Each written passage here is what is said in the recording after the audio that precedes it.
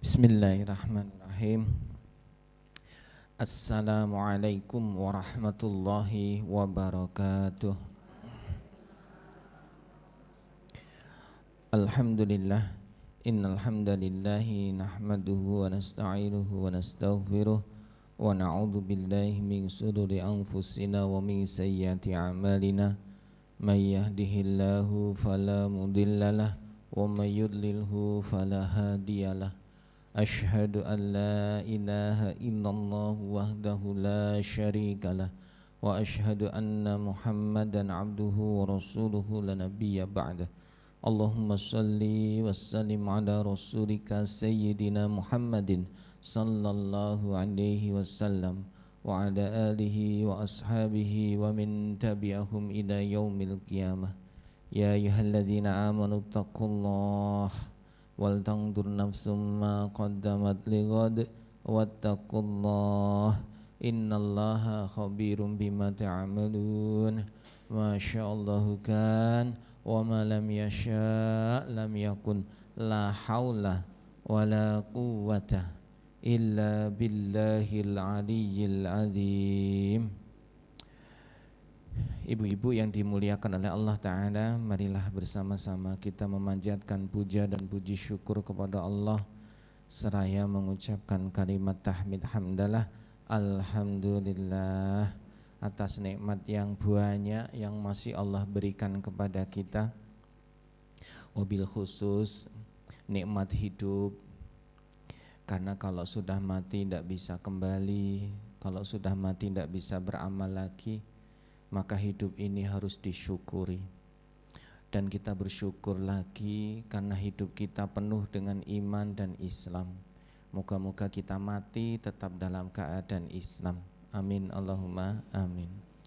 Bersyukur yang ketiga kepada Allah Ta'ala karena kita masih diberi sehat walafiat.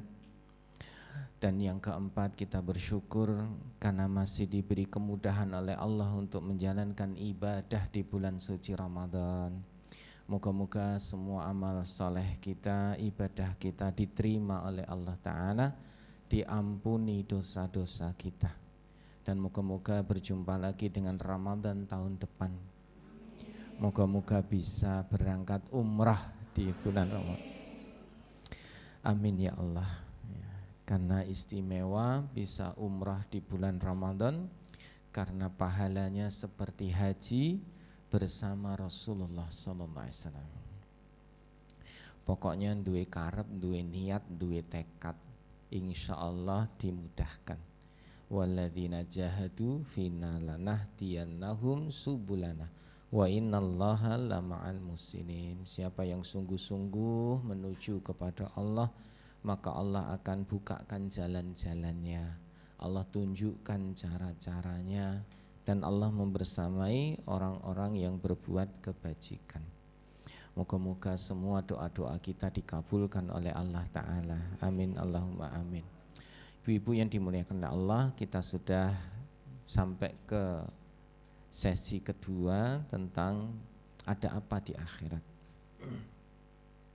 Kemarin kita sudah membahas tentang, terakhir adalah amalan-amalan sunnah yang bisa mendatangkan pahala, ganjaran berupa dibangunkan istana di sorga. Siapa yang tidak datang di pertemuan sebelumnya, angkat tangan. Wah, lumayan ya, banyak. Siapa yang datang pertemuan sebelumnya? Alhamdulillah juga banyak. Siapa yang sudah praktek, angkat tangan. Loh, raonoi ya Allah. Siapa yang sudah praktek, angkat tangan. Ora ono sing angkat tangan. Kan ada berapa toh? 8 ya. Kan tidak semua. Sebagian kan bisa dilakukan. Yang paling ringan apa sih? Membaca surat Al-Ikhlas 10 kali. Ya, itu kan gampang. Ini sudah sepekan ya? Sepekan, maaf. Sebulan ya. Selama sebulan siapa yang belum sama sekali melakukan yang ini, baca Al-Ikhlas. Isin ya. Ya wis. Sopo sing ngerjake angkat tangan. Oh banyak, berarti sudah dipraktekkan kan. Kalau sholat mah tergantung kondisi. Kalau sedang haid, datang bulan nggak bisa sholat. Maka kalau kita pas lagi bisa sholat, kerjakanlah. Sholat duha dan seterusnya. Karena kemarin ada yang belum datang, kita review sedikit ya. Mana pinjem dong catatannya yang rapi.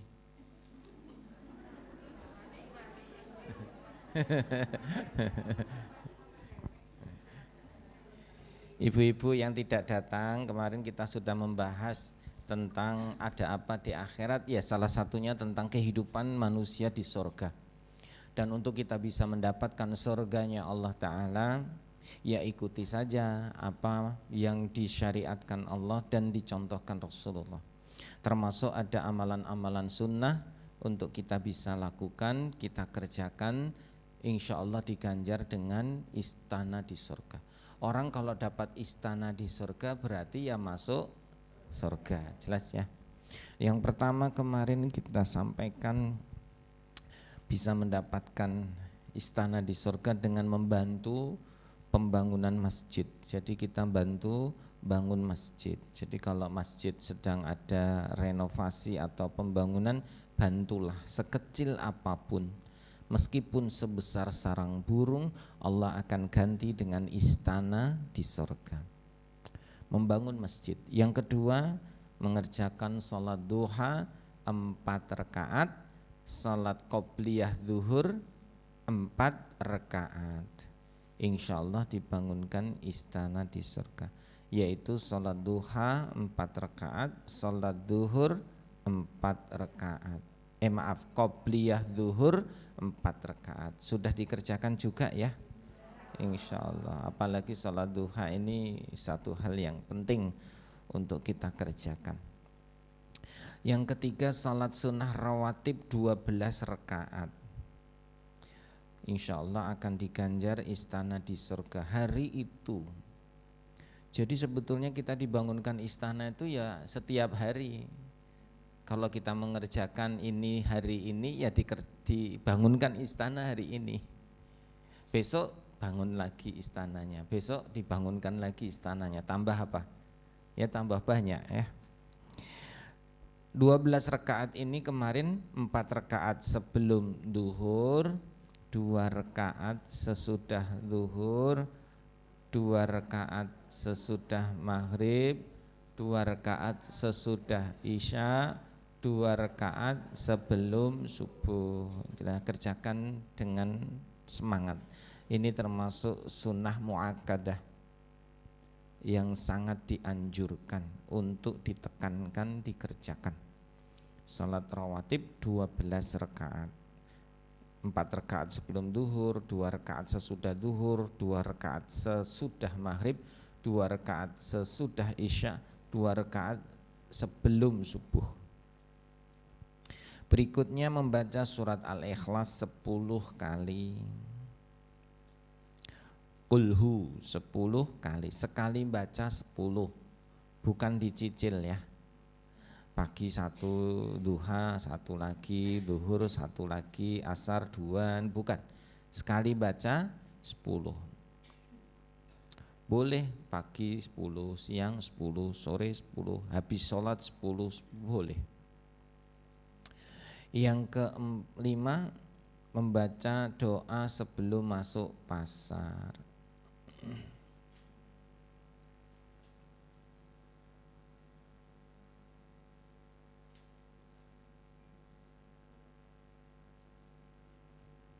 Doanya la ilaha illallah wahdahu la syarikalah lahul mulku wa lahul hamdu yuhyi wa yumit wa huwa ala kulli syai'in qadir. Ini yang paling gampang ya. Doa masuk pasar, biasa kita zikir insyaallah hafal. Keenam, meninggalkan perdebatan meskipun benar. Meninggalkan perdebatan meskipun benar.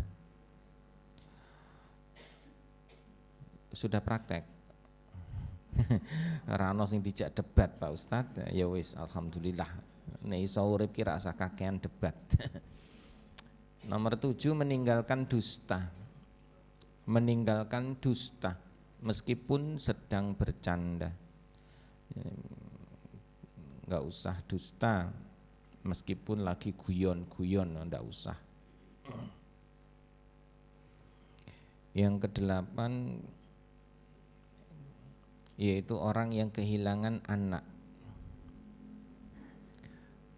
Orang yang kehilangan anak dan mengucapkan kalimat hamdalah dan istirja, inna lillah wa inna ilaihi rajiun. Maka insya Allah dibangunkan istana di surga. Nih Bu, matur suwun, sampai sini aja dulu. Makasih ya Bu. Jadi kalau kehilangan anak masih balita ya, belum balik, kemudian kita memuji Allah dan istirja, Allah akan ganti dengan istana di surga, dan istana ini dikasih nama apa? Baitul Hamdi, ya, rumah pujian, istana pujian. Lanjutkan sedikit lagi, nomor 9 untuk mendapatkan bangunan atau istana di surga, yaitu mengisi shaf yang kosong. Mengisi shaf yang kosong.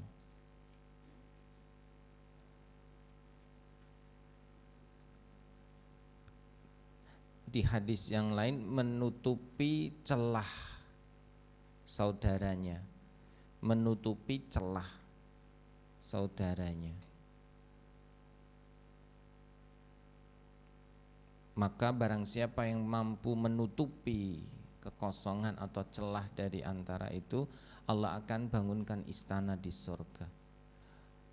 Para ulama memberikan penafsirannya itu pada saat sholat. Jadi kalau lagi sholat kok ada kosong, ya, softnya kok ada, langsung diisi. Jangan biarkan kosong. Biasanya ada saat sholat ada yang batal, maka dia mundur, dia keluar dari jamaah untuk wudhu lagi. Nah kak kosong, kita maju, yang belakang maju, menutupi soft yang kosong tadi, jelas ya. Nanti yang belakangnya maju lagi, seperti itu. Dan itu diperbolehkan, dan itu sunnah. Jangan biarkan kosong. Berpindah karena ada alasan yang dibenarkan tidak membatalkan sholat, jelas. Yang tidak boleh adalah kita bergerak atau melakukan pekerjaan di luar sholat disengaja tanpa ada uzur, itu tidak boleh. Contoh kalau kita lagi sholat, HP-nya bunyi, dimatiin apa biarin? Matiin Bu. Jangan dibiarkan sehingga mengganggu yang lain. Tapi kalau tempatnya di tas-tasnya neng kono, ya ojo. Itu sudah langsung batal. Yang dimaksud adalah HP-nya di kantong. Kalau yang cowok biasanya di kantong atau ditaruh di bawah, maka matiin. Atau di tasnya ibu, tasnya di bawah, ya memang dekat dengan tubuh kita, maka matiin. Saat ibu ruku matiin, atau saat lagi sujud matiin, supaya tidak mengganggu yang lain. Jelas? Itu diperbolehkan, bahkan dianjurkan, sehingga tidak mengganggu yang lain. Terus kalau ada nyamuk gigit, piye ditamplek po jarke wae. Aku ra entuk gerak. Lorone rek. Ya ditamplek, harus dibuang, ya, dimatiin. Nah Pak Ustadz ada darahnya, batal enggak? Ya, tidak membatalkan sholat darahnya, ya, harus digusah, gampangnya gitu ya. Jangan dibiarin nanti kita kehilangan konsentrasi, ya, hilangkan. Pokoknya boleh bergerak yang diizinkan.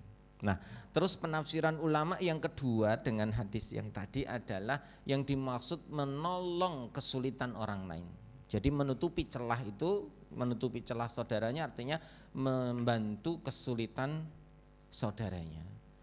Jadi kalau saudaranya lagi kesulitan, lagi kebingungan, nah kita bantu, kita tolong, insya Allah dapat ganjaran. Ini dua penafsiran dari kalimat tadi. Terus yang ke-10 untuk mendapatkan istana di surga adalah ke-11 Oh, 10 Bu. 10 apa 11? Oh, 10. Yaitu memiliki akhlakul karimah. Memiliki akhlakul karimah. Memiliki akhlak yang terpuji. Barang siapa yang memiliki akhlak yang baik, aku jamin istana di surga untuknya, kata Rasulullah. Jadi dijamin dapat istana di surga. Punya akhlak yang baik. Masih ingat akhlak ya? Akhlak itu ada dua, baik dan buruk. Oh, ndak ada akhlak, kan biasanya gitu ya. Kan ada kalimat orang duwe akhlak, oh ndak punya akhlak, oh ndak ada akhlak. Ini menunjukkan apa? Berarti dia punya akhlak tapi jelek. Sebetulnya punya akhlak, tapi akhlak yang jelek gitu loh. Kan biasanya kalimatnya ndak ada akhlak, ndak punya akhlak. Itu berarti akhlaknya jelek. Nah, yang baik ya terpuji, namanya karimah, akhlak yang mulia. Dan Rasulullah diutus oleh Allah untuk menyempurnakan akhlak, untuk memperbaiki akhlak. Nah, akhlak itu masih ingat ya definisi akhlak? Akhlak itu adalah perbuatan spontan, perilaku spontan, amal spontan, pekerjaan spontan. Wis pokoknya amal, aktivitas, perilaku yang dilakukan secara spontan. Nek spontan iki ya ora dipikir sik, langsung dilakukan. Berasal dari peristiwa yang berulang-ulang. Jadi akhlak itu adalah perbuatan spontan yang berasal dari pekerjaan yang diulang-ulang. Maka jadilah akhlak.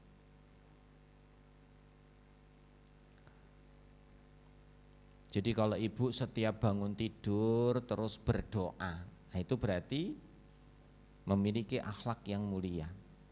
Kenapa kok habis tidur kok berdoa? Ya karena diulang-ulang, akhirnya terbiasa. Ada yang bangun tidur enggak baca doa, langsung neng kamar mandi. Masuknya pun pakai kaki kanan, ora maca doa. Wis bar kuwi buang hajat nyanyi-nyanyi sisan ora karo-karo. Nah, ini akhlaknya buruk. Dan kok bisa setiap bangun tidur begitu? Ya karena pengulang. Jadi kebiasaan buruk ya diulang-ulang, kebiasaan baik juga karena diulang-ulang. Pilih mana, baik apa buruk? Kenapa pilih baik? Ayo, kenapa pilih baik? Ya itu tadi nih jawabannya. Karena dijanjikan istana di surga itu loh. Jawabannya ya jelas, dapat pahala kalau baik. Bahkan ada janji dibangunkan istana di surga. Oh, gitu loh. Nah, kalau yang jelek dapatnya apa? Ya dapat dosa lah. Sudah tidak dapat pahala, dapat dosa. Maka milikilah akhlak yang baik. Orang yang punya akhlak baik maka dia memiliki adab. Catat. Orang yang memiliki akhlak yang baik berarti memiliki adab. Orang yang akhlaknya baik berarti orang itu beradab.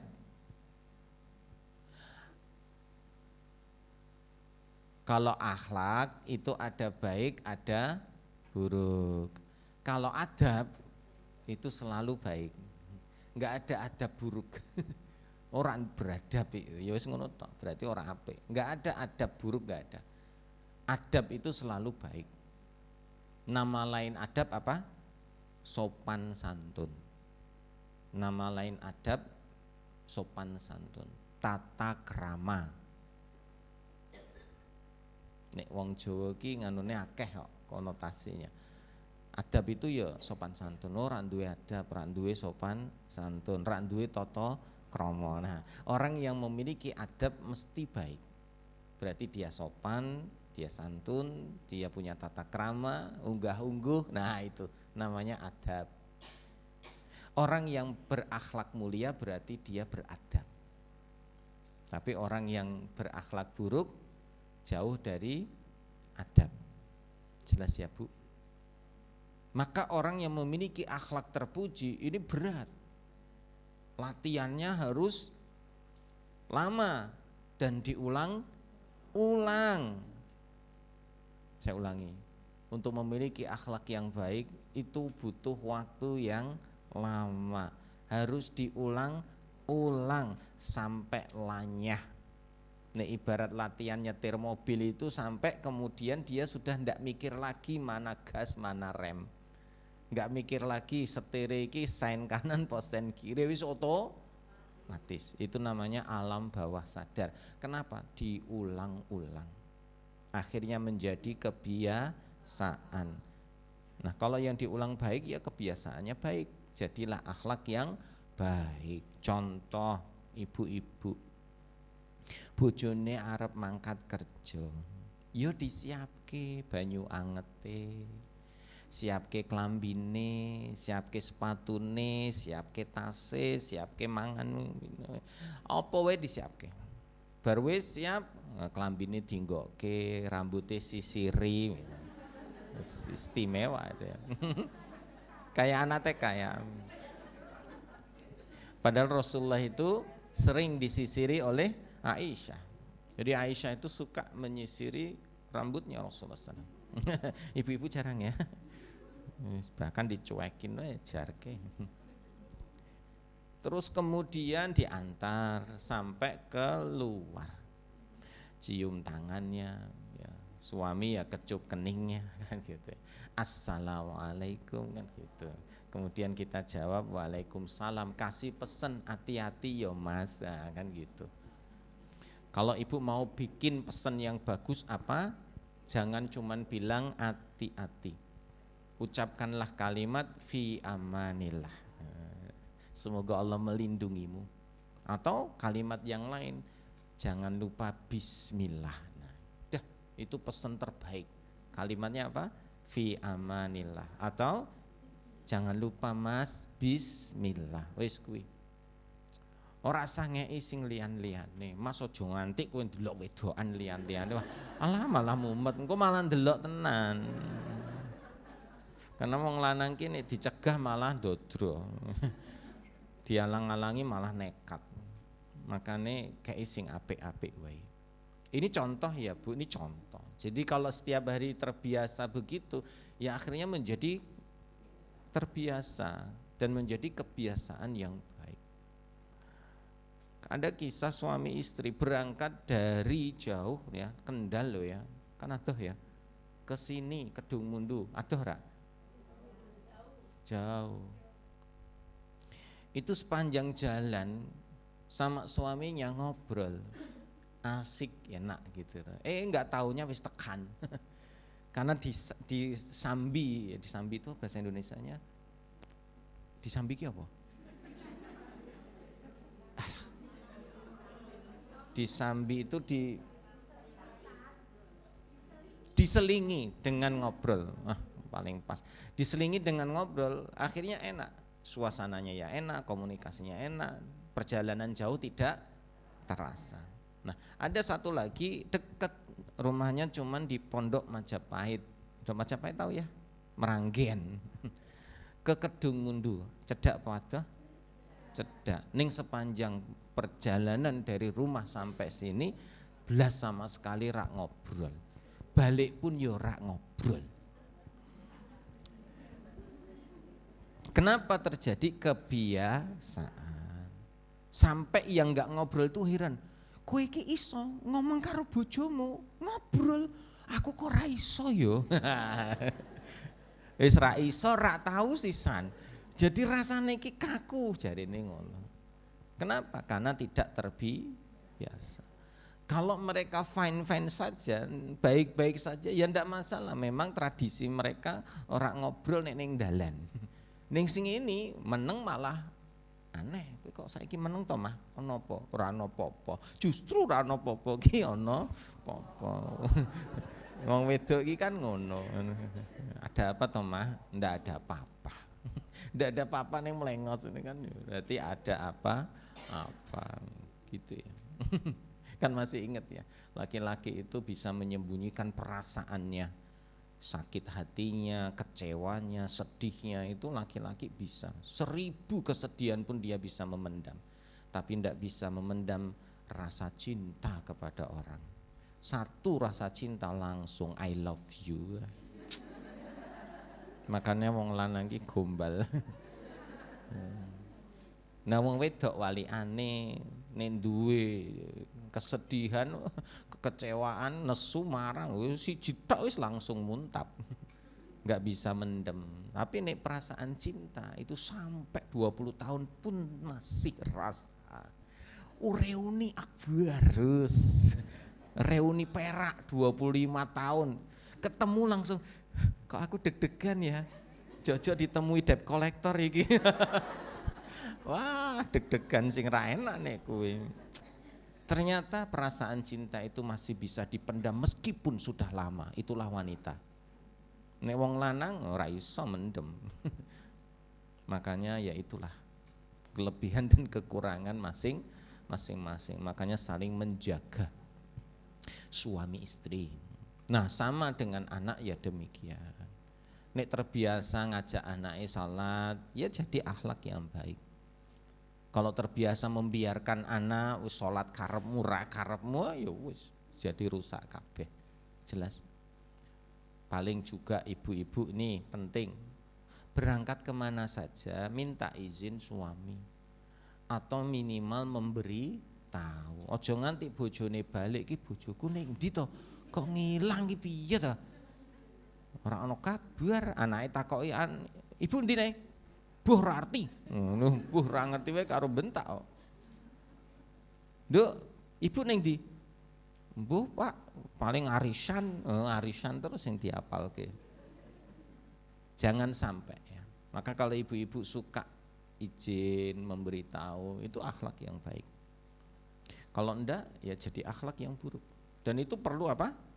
Diulang-ulang. Itu untuk hubungan dengan orang lain. Nah, diri sendiri ya adab harus dimiliki. Menguap harus ditutup. Ojo sampai malah dibuka.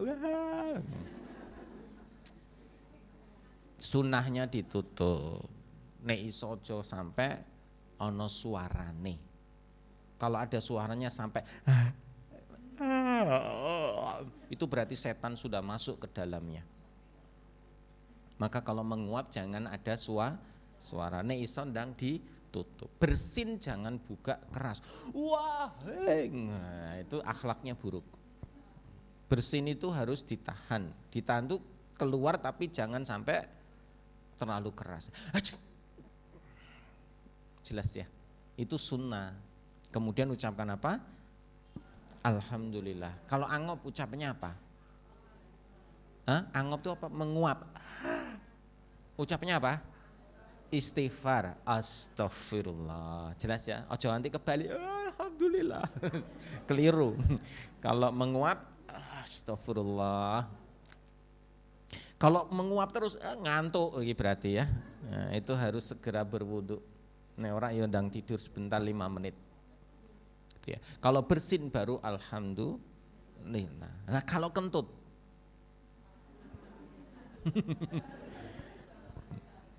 ya alhamdulillah. Ning yo aja buanter. Napa kok alhamdulillah bar ngentut? Ya ora. Sesuatu yang keluar dari tubuh kita itu semua nikmat. Makanya disarankan untuk selalu mengucapkan hamdalah, alhamdulillah. Lanjut ya, itu akhlak terpuji butuh latihan terus menerus. Insya Allah Bu, kalau orang memiliki akhlak terpuji, ada janji dari Nabi SAW, besok akan mendapatkan kedudukan di sisi Allah menjadi orang yang paling utama. Karena dulu sahabat Nabi bertanya kepada Rasul, ya Rasulullah siapakah orang yang paling utama di sisi Allah? Kata Nabi adalah orang yang memiliki akhlakul karimah. Kalau orang yang paling takwa, orang yang paling mulia, yang paling takwa. Yang paling utama, yang punya akhlak mulia. Yang paling cerdas adalah yang mengingat kematiannya. Ulangi ya, orang yang paling mulia adalah yang paling bertakwa. Orang yang paling utama di sisi Allah loh ya, orang yang paling utama di sisi Allah, orang yang berakhlak mulia. Orang yang paling mulia adalah orang yang paling bertakwa. Orang yang cerdas adalah orang yang mengingat kematian dan mempersiapkannya.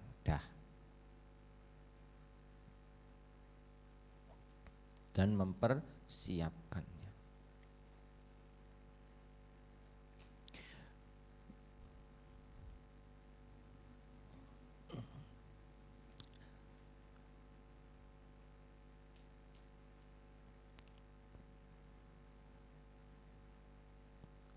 Sampun. Jadi mempersiapkan kematian dan apa-apa setelah kematiannya. Nah, sekarang kita lanjutkan amalan lain. Ibu-ibu, amalan-amalan ini sebetulnya kan ringan ya, sederhana, tapi kan butuhlah latihan terus-menerus. Ibu sholat duha, rajin, rutin, insya Allah menjadi akhlak yang baik. Sehingga nek sholat duha ki rasane ono sing kurang. Enggak baca surat Al-Ikhlas, aduh aku kok rung moco ya, berarti ada yang kurang gitu loh. Lanjut. Amalan apa lagi untuk bisa mendapatkan sorga? Nah ini bukan lagi istana, tapi mendapatkan sorga, yaitu membaca ayat kursi setelah sholat.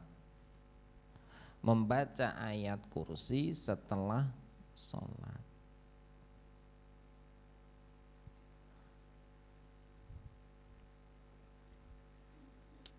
Hafal semua ya.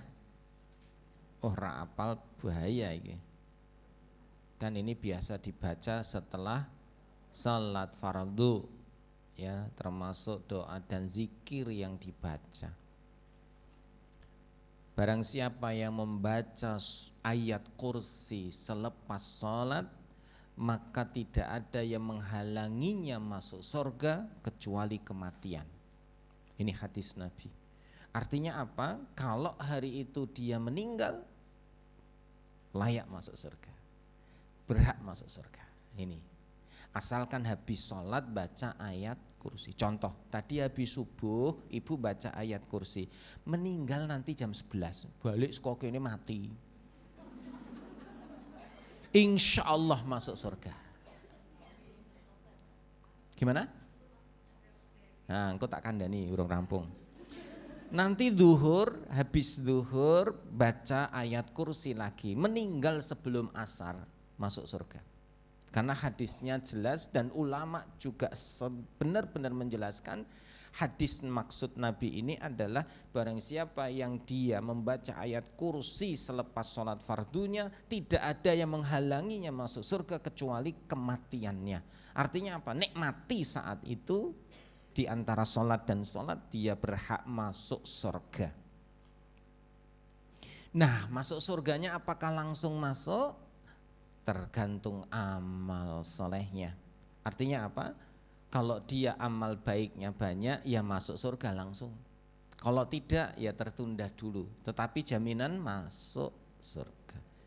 Kan ada orang masuk surga tanpa hisab, ada orang masuk surga dengan hisab. Pilih mana? Tanpa hisab. Pinginnya ya tanpa hisab. Gampang apa susah? Susah. Karena orang yang masuk surga tanpa hisab ini memiliki 3 syarat.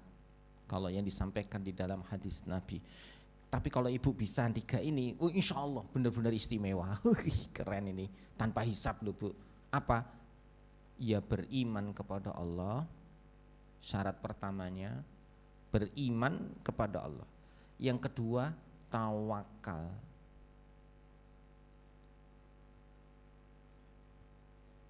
Beriman, tawakal. Yang ketiga tidak pernah ke dukun dan tidak mau menjadi dukun. Dukun pijet boleh, Bu. Dukun bayi ya boleh. Tidak mau ke dukun, tidak pernah ke dukun dan tidak mau menjadi dukun. Kalau bahasa di anunya itu tidak mau dijampi dan tidak mau menjampi-jampi.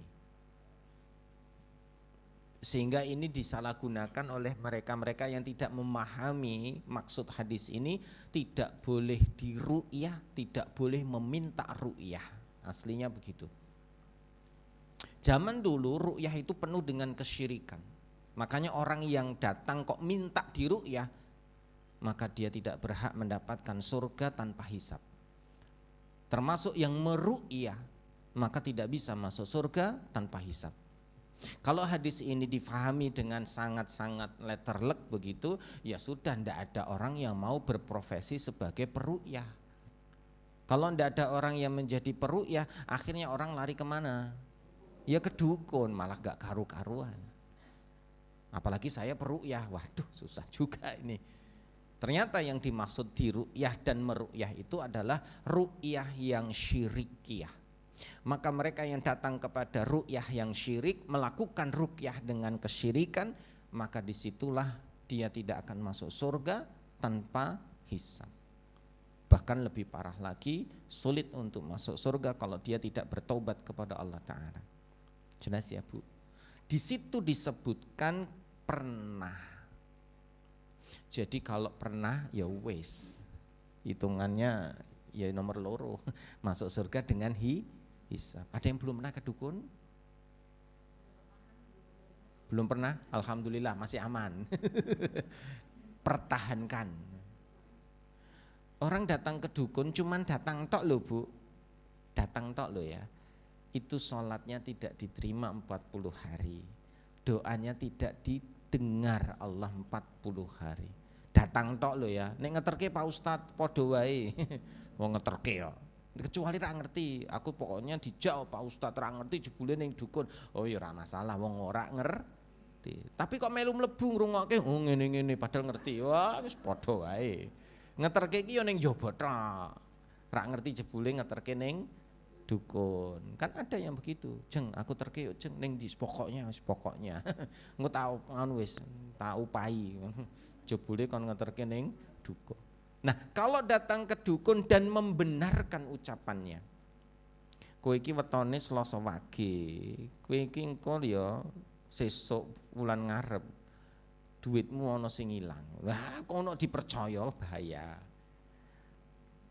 Mbah, anake kula badhe kawin, Mbah. Ki weton sing paling pas piye, Mbah? Oh, anakmu apa laire? Senin Pahing, Mbah. Oh, ngono ketemune kudu karo Selasa Legi. Waduh. Wow, terus akate kudu Jumat malam Jumat Kliwon jam 2 bengi. Wah, repot.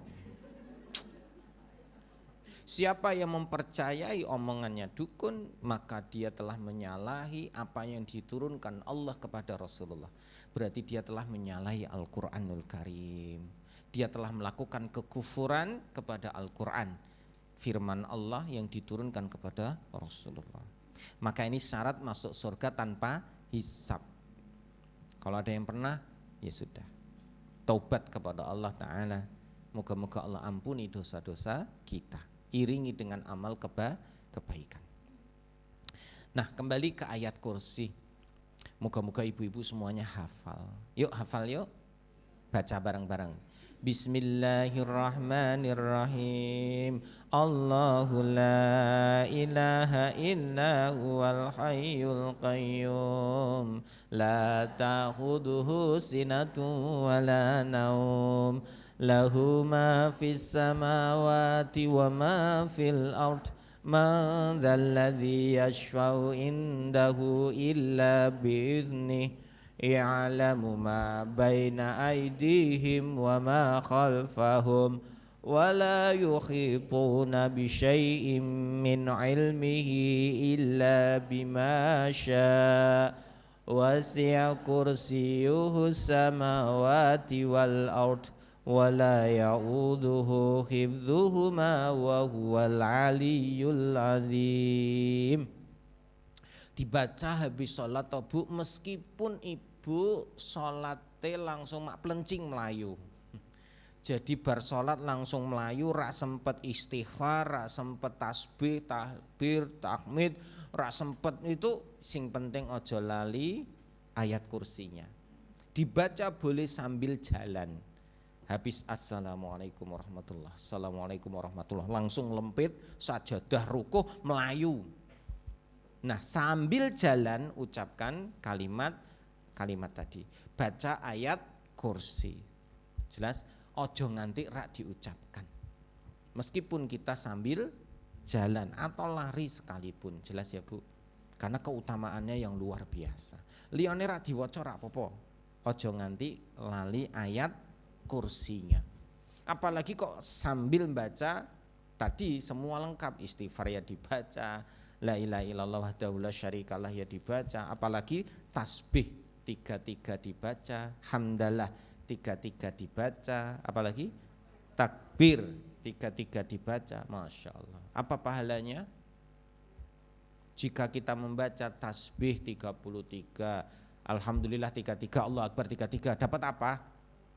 Allah akan menghapus dosa kita sebanyak buih di lautan. Masya Allah. Dosa kita banyak enggak? Banyak. Pingin terhapus, bacalah ini.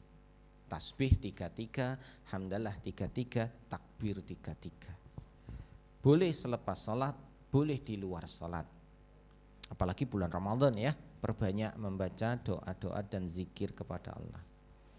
Tambah lagi tadi ayat kursi, Masya Allah.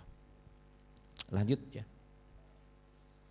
Itu amalan untuk bisa masuk surga dengan mudah. Syarat ketentuan berlaku. Wah, sono. Syaratnya apa? Dia harus muslim, dia harus mukmin. Cirinya mukmin dan muslim itu dia mengerjakan yang diwajibkan. Cuman maca ayat kursi tok ning ora salat ya ora iso. Maca ayat kursi tok ning ra poso Ramadan ya ora iso. Syarat ketentuan berlaku, yang wajib dikerjain. Salatnya ya dikerjakan, puasanya ya dikerjakan, zakatnya ya ditunaikan, hajinya kalau mampu ya dikerjakan. Rukun Islamnya ini harus benar-benar sempurna dia kerjakan. Insya Allah sunnah yang lain dikerjakan, itulah keutamaan. Mendapatkan jalan-jalan kemudahan gitu loh Bu. Ya, ojo nganti ayat kursi tok cukup. Aku bisa dibangunkan istana di surga cukup al-ikhlas, al-ikhlas wae, rasa sholat, rasa poso. Wong aku engko entuk istana, bukan begitu caranya. Jelas. Jadi ini kita harus lakukan, membaca hadis-hadis Nabi SAW dan amalkan dengan semangat. Nah, berikutnya Ibu, ada lagi amalan istimewa barang siapa yang menyantuni anak yatim. Menyantuni anak yatim kelak akan bersanding dengan Rasulullah, bukan bersanding, bertetangga dengan Rasulullah. Menyantuni anak yatim, membantu anak yatim. Anak yatim itu syaratnya ditinggal mati bapaknya pada saat dia masih balita, belum balik. Itu anak yatim. Nek wis SMA ora yatim meneh. Apalagi kita sekarang, bapak udah mati, aku yatim saiki. Yo ora. Anak yatim itu untuk mereka yang masih kecil, belum balik, bapaknya mati. Pastikan bapaknya mati, bukan ditinggal bercerai. Bukan. Dia anak yatim lu kenapa? Habis cerai sama suaminya. Enggak yatim, yatim itu mati bapaknya. Dan bukan piatu. Piatu itu berarti siapa? Ibunya. Yang disantuni itu yang yatim, berarti enggak punya bapak. Dan berikutnya yatim ini benar-benar kondisi tidak mampu. Ternyata suaminya meninggalkan, bapaknya meninggalkan harta yang banyak berlimpah ruah. Ya sudah, ternyata dia mampu. bahkan warisannya 7 turunan tidak habis, berarti tidak perlu disantuni. Karena apa? Mampu. Karena ada janda-janda yang kaya, sehingga dia juga bisa mandiri, tidak perlu. Ada di tempat kami yang suaminya meninggal, anaknya masih kecil. Saat itu ada santunan warga, dia menolak. Mohon maaf, kami masih mampu, kami tidak mau menerima. Wah, ini bagus. Sadar diri dan pengertian. Golek wong ini yo angel. Oh, oke, makasih matur suwun. Padahal ya jane wis mampu. Nah, orang yang semacam ini tahu memang dia orang kaya, mobilnya ya 2, rumahnya ya banyak, punya kos-kosan, memang sugih. Suaminya meninggal mendadak, katanya kena jantung, meninggalkan anak yang masih kecil-kecil, dan dia tidak mau menerima untuk anak-anaknya karena mereka masih mampu, jelas ya. Nah, orang kalau mau membantu anak-anak yatim, maka insya Allah akan mendapatkan kedudukan di surga, wis masuk surga ini, dan bertetangga dengan Rasulullah SAW. Anak yatim ini hari ini memang kadang sulit untuk ditemukan, kecuali kalau memang betul-betul terdata dengan baik. Karena ada anak-anak yatim yang kadang orang itu tidak mau mengekspos, atau keluarga-keluarga ini tidak mau mengekspos. Sehingga anak-anak yatim kadang-kala ya ada yang masih mampu, ada yang tidak mampu, ini susah. Maka pendataan ini jadi penting. Kelak di akhir zaman akan banyak orang-orang yang memiliki status yatim. Kelak di akhir zaman. Kenapa? Karena besok di akhir zaman akan banyak kematian untuk laki-laki, sehingga jumlah perempuannya jauh lebih banyak dibandingkan laki-laki. Kemana ya Rasulullah, laki-laki saat itu banyak yang mati. Makanya hari ini aja sudah kerasa ya, mesti sing mati lanang meneh, tonggoku wingi lanang meneh. Jadi memang kematian laki-laki menurut hadis Nabi semakin mendekati hari kiamat semakin sering terjadi. Makanya dijaga baik-baik suaminya, Bu. Nek iso ya ngomong, Mas, nek jenengan mati sik, tulung ana wasiat apa, kowe duwe utang apa ngono. Oh, kowe malah ndongake mati, ora Mas, iki hadis Nabi, wis akhir zaman. Perlu ya untuk gelendengan. Jangan sampai meninggal tidak ada wasiat atau tidak ada yang disampaikan pesan-pesan apa yang mungkin pernah punya hutang dan lain-lain. Ini ya Bu ya, memelihara anak yatim ini luar biasa. Kalau sudah balik stop, tidak dibantu lagi karena sudah dewasa. Kalaupun membantu bukan lagi membantu anak yatim, itu berarti membantu du'afa, orang yang miskin nggak punya apa-apa. Tapi kalau anak yatim jelas standarnya seperti itu, di bawah masih balita belum balik. Ada kisah nyata. Ini ada seorang dai di Maroko dan ini sangat viral kisahnya. Seorang ustadz atau dai ini dari Maroko didatangi Rasulullah dalam mimpi. Maroko itu di mana? Afrika ya. Didatangi Rasulullah dalam mimpi dan Rasulullah menyebutkan bahwa di Mekah ada si Fulan bin Fulan yang dia besok masuk surga. Dia ahli surga. Tolong datangi, sampaikan pesanku kepadanya. Artinya sampaikan maksud Rasulullah ini kepadanya. Dia abaikan. Kenapa? Maroko ki aduh sama Mekah. Akhirnya diabaikan. Nah, hari keduanya mimpi lagi sama, Rasulullah datang memberi pesan bahwa di Mekah ada si Fulan bin Fulan dan dia ahli surga. Sampaikan pesanku kepadanya. Dia abaikan lagi. Sampai 3 kali berturut-turut Rasulullah datang. Akhirnya dia memaksakan diri untuk mencari kebenaran, mengumpulkan dana dan dia berangkat ke Mekah. Sampai di Mekah dia menunaikan ibadah umrah, ya tawaf dan sebagainya. Selesai dari ibadah itu mencari orang tersebut. Dia nanya kepada para ulama di situ, orang-orang di situ, kenal enggak yang namanya Fulan bin Fulan? Golek sak Mekah semono kan angel. Singkat cerita ketemu, diantar oleh orang-orang yang sama-sama dai. Jadi kan dia seorang ustadz, seorang dai. Ya dia nanyanya kepada para ustadz juga kan gitu. Akhirnya rombongan ustadz-ustadz ini datanglah ke kampung, kemungkinan di situ dia tinggal. Ternyata setelah sampai situ, kampung itu kampung, mohon maaf ning kene iki koyo Baru Tikung ngono lho, kampung preman. Kampunge wong do nakal-nakal. Gampangnya yes, jarang ibadah yes. Sampai di situ bikin kaget warga kampung. Kenapa? Kalian ini terlihat orang-orang yang bersih, orang-orang yang bagus. Kok datang ke kampung kami? Kampung kami ini kampung gasa ya kumuh, ya miskin, ya kampungnya wong-wonge rada ibadah gitulah. Padahal dekat dengan Mekah. Ada apa gerangan? Kami mencari namanya si Fulan bin Fulan bin Fulan, apakah dia tinggal di sini? Loh, itu kan premannya sini, gampangnya dia preman. Orang yang paling jelek di kampung ini ya dia. Loh, kok kalian mencari dia, orang baik seperti kalian kok butuh sama dia, ada apa? Kok aneh? Wong dia itu di kampung ini terburuk. Loh, kalian ini orang-orang baik dari penampilan dari ini.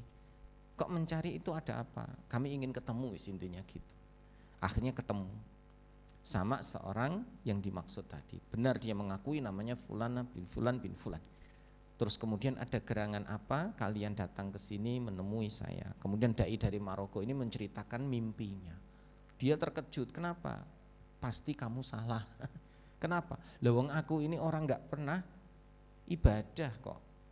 Mekah itu dekat dengan Ka'bah dekat zaman saya aja, saya belum pernah ke sana, belum pernah umroh, belum pernah ke Ka'bah. Sholat aja jarang. Lah kok aku dikatakan ahli surga itu piye maksudnya? Kemudian ditanya sama dai Maroko, saya juga enggak tahu. Kira-kira amalan apa yang kamu miliki sehingga sampai Rasulullah mengatakan kamu ahli surga? Oh, saya enggak punya amalan apa-apa, saya itu pendosa kok, banyak dosanya. Ibadah ya jarang, enggak seperti yang lain. Saya enggak punya amalan-amalan khusus. Hanya saja saya punya kebiasaan memberi makan tetangga saya. Karena saya dulu pernah berjanji tetangga saya ini suaminya meninggal dan aku berjanji kepada istrinya, mantan istri janda ini, aku akan membiayai keluarga ini sampai mereka besar atau sampai saya mati. Dan aku akan membagi hartaku atau jatah duitku separuh untuk mereka. Akhirnya betul, Bu. Setelah itu dia selalu membagi gajinya atau pendapatan kerjaan dia itu dibagi dua. Separuh untuk janda dan anak-anak ini, separuh untuk keluarganya. Terus setiap waktu berlalu begitu lama. Nah, kata dai ini bisa jadi itu yang dimaksud oleh Rasulullah SAW. Kamu punya amalan khusus selalu menyantuni anak yatim dan gak tanggung-tanggung berapa yang diberikan, separuh hartanya, separuh pendapatan yang dia miliki. Nah, akhirnya dai Maroko ini mengajak, kalau begitu aku mau ngajak kamu ke Ka'bah, wong kamu deket tapi belum pernah ke sana. Tapi aku enggak pernah tahu bagaimana caranya umroh. Ibadahnya gimana saya enggak ngerti. Wis toh nanti sepanjang jalan tak ajari, pokoknya manut wae. Sholat yang benar nanti juga tak ajari, sholat di belakang makom Ibrahim, sholat sunnah 2 rakaat, engkau tak ajari, pokoknya sepanjang jalan itu diajari. Akhirnya dia mandi, bersih, pamit sama keluarganya, dia mengikuti dai Maroko dan ustadz-ustadz yang lain itu. Berangkatlah ke Ka'bah, berangkatlah ke Mekah, ke Masjidil Haram. Sepanjang jalan diajari cepet ngono ya ora gampang, ora nyantel, pokoknya bingung, pokoknya melu lah gitu. Nah, akhirnya terjadi peristiwa prosesi, dia melakukan umrah bersama dengan para ustadz ini. Setelah itu dia sholat, mengikuti sholat Masjidil Haram, kan lagi sholat wajib. Rakaat pertama aman, 2 aman, 3 aman. Nah, rakaat keempat sujud gak bangun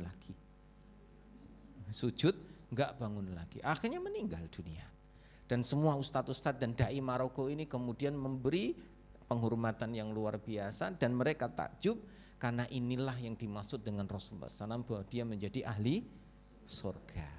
Dia seorang pendosa, wong sholatnya ya kadang bolong, Mekah cedak, Masjidil Haram cedak, dia belum pernah melakukan ibadah umroh padahal dekat.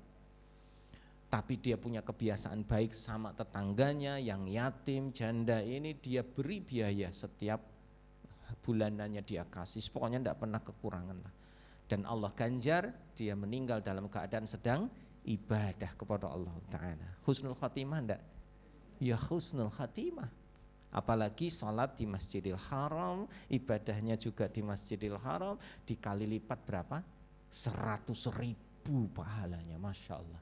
Ya ini ditimbang ya cukup lah, turah-turah gampangnya gitu. Moga-moga kita semuanya bisa mendapatkan keutamaan di Masjidil Haram dan Masjid Nabawi. Moga-moga bisa berangkat ke sana semua. Amin. Kalau ada yang meninggal di sana ya alhamdulillah. Moga-moga meninggal husnul khatimah. Karena dapat janji dari Rasul akan mendapatkan syafaat barang siapa yang meninggal di sana. Syafaat dari Nabi, khusus yang meninggal di tempatnya Nabi SAW, di Madinah Munawwarah dan juga di Mekah Mukarramah. Makanya insya Allah kalau kita menunaikan ibadah ke sana itu kadang-kadang ya pamit sama keluarganya. Ya kenapa pamit? Belum tentu bisa pulang lagi. Ya. Nah ini ibu-ibu yang dimuliakan Allah Ta'ala, berkenaan dengan amalan-amalan yang bisa menjadikan kita masuk surga dan juga bisa mendapatkan surga. Oke, ada yang mau nanya dulu?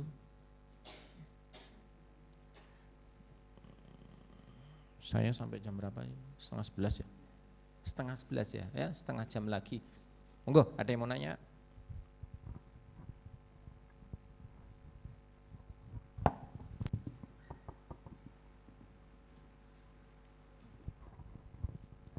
Kalau enggak ada saya lanjutkan dulu. Ya, apa yang terjadi di akhirat? Bahwa pada saat nanti manusia dikumpulkan di padang mahsyar, Allah akan menanyakan kepadanya 4 hal. Ini harus bisa dipersiapkan untuk kita jawab. Apa aja yang akan ditanyakan Allah kepada kita? Masih ingat? Allah akan menanyakan yang pertama tentang umur kita. Allah akan nanya tentang umur kita. Umur kita akan ditanya dihabiskan untuk apa? Jatahnya 20 tahun dinggo apa wae? Dikai jatah 20 tahun buat apa saja? Akan ditanya jatah umurnya yang diberikan dipakai buat apa saja? Apakah maksiat atau ibadah? Yang kedua Allah akan tanya tentang jasadnya, tubuhnya. Jasad yang diberikan Allah dulu digunakan buat apa? Karena tubuh ini dipinjemin sama Allah. Besok akan menjadi tanah, kembali menjadi tanah. Sesungguhnya kita ini berasal dari tanah yang diberi ruh, akhirnya urip, akhirnya hidup. Lah nanti kalau mati diambil lagi tanah ini, kembali menjadi ya tanah sebagaimana yang lain. Ruh kita nanti yang naik ke langit, ruh kita yang berpindah ke alam lain, jasadnya ndak ikut. Maka jasad ini yang nanti akan kita tinggal ditanya sama Allah, dulu dipakai buat apa? Buat maksiat atau ibadah? Yang ketiga Allah akan tanya tentang ilmunya.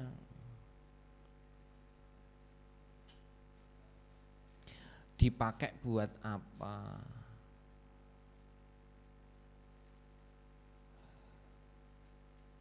Ilmu yang didapat dulu dibuat apa? Apa dijarke wae? Apa nggo ngakali orang? Membolak-balikkan hukum? Menyalahi aturan? Atau ilmu dipakai untuk semakin taat kepada Allah? Yang berikutnya Allah akan tanya harta kita.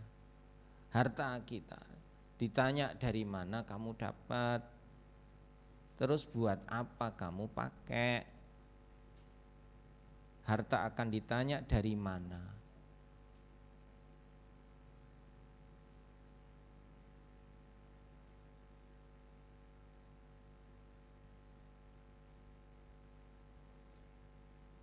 Berat untuk yang harta karena pertanyaannya 2. Dapat dari mana, terus untuk apa? Makanya kalau orang yang memiliki harta yang banyak, ya hisabnya lama. Karena pertanyaannya 2, iki untuk sekondi, terus go apa? Semua yang kita miliki ditanya sama Allah. Semua yang dititipkan ini akan ditanya sama Allah. Makanya kalau kita punya, gunakanlah untuk kebaikan. Coba dicek di lemari, ada enggak baju, pakaian dan lain-lain yang belum dipakai. Kalau banyak ya wis sedekahke wae untuk duit. Untuk pahala. Didol malah untuk duit. Ojo nganti nganggur. Nganggur ini yang akan memberatkan hisab. Sepatu duwe piro jajal, sandal piro jajal, tas kilo ya Allah. Tas ki jenisnya ya macam-macam, ana tas ngaji, tas arisan, tas ning pasar, tas kondangan, tas ning kantor, akeh maceme. Bener ya, hari ini tuh kita kebanyakan barang. Serius, lemari itu sampai nambah. Kok ya ora entek-entek to barange kok malah nambah terus. Nambah anak, nambah barang. Padahal janjane anake nek wis gedhe barang sing dhisik cah cilik-cilik ya ora usah diupeni to ya. Wong anake wis mahasiswa sing jek bayi iki lho tertata rapi ning lemari terus nggo apa? Ya usune duwe putu, astagfirullah.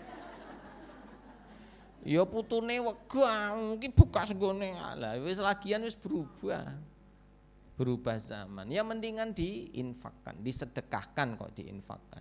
Malah bermanfaat. Yang paling parah lagi adalah jika ada yang sudah meninggal. Suaminya meninggal, ning jek kebak lemari ini belas rak dintekke. Wis 10 tahun yang lalu kok jek utuh, ya Allah. Kenangan Pak Ustadz, nih alasan, padahal enggak boleh.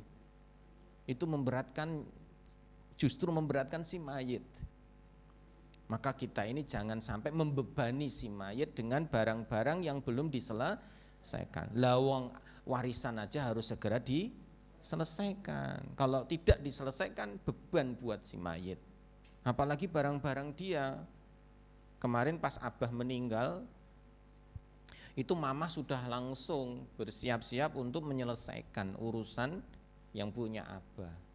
Termasuk pakaian-pakaian dipilah-pilah, iki kanggo sapa, iki nggo sapa, kitab-kitabnya Abah iki nggo sapa, wis dibagi-bagi begitu. Sehingga tidak ada lagi beban untuk si mayit, dan kita sendiri juga buat apa lagi wong tidak pernah dipakai lagi sama yang meninggal. Makanya kalau sudah ada yang pernah meninggal, ora usah nyimpen kenangannya. Itu termasuk jenis yang belum bisa mengikhlaskan. Ya wis, engko ketemu ning swarga wis titik, gampang ngono wae. Gimana supaya kita bisa mendapatkan pahala dari sisa-sisa atau mungkin peninggalan-peninggalan beliau atau mereka yang meninggal, pakai untuk amal soleh. Berikan ke panti asuhan, berikan ke orang yang ada di masjid yang seneng salat. Iki klambine bapak, wis ra ono sing nganggo meneh, wis go ning masjid ki mumpung Ramadan wis bagike sapa sing tadarusan, bar traweh tadarusan, Pak nyuwun sewu niki wonten baju monggo nek sing pas nggih dipendet mawon, nek mboten nggih monggo dibeto mawon mbok anake nggo sinten. Quran tadi ya, bagi Quran tadi ya. Atau apalah, sepatu, sandal, ya Allah. Jangan sampai membebani kita, besok di mizan akan menjadi kesulitan, kita akan menjadi beban untuk ditanya-tanya. Kalau bisa apa? Bermanfaat untuk orang lain, datang pahala buat kita. Gitu loh. Jangan sampai malah jadi masalah. Makanya kalau ada banyak barang sebetulnya ya ndrawasi, kecuali sering dipakai dan memang dipakai, itu bermanfaat. Gitu ya Bu ya. Itu sunnah untuk kita tidak memiliki banyak barang.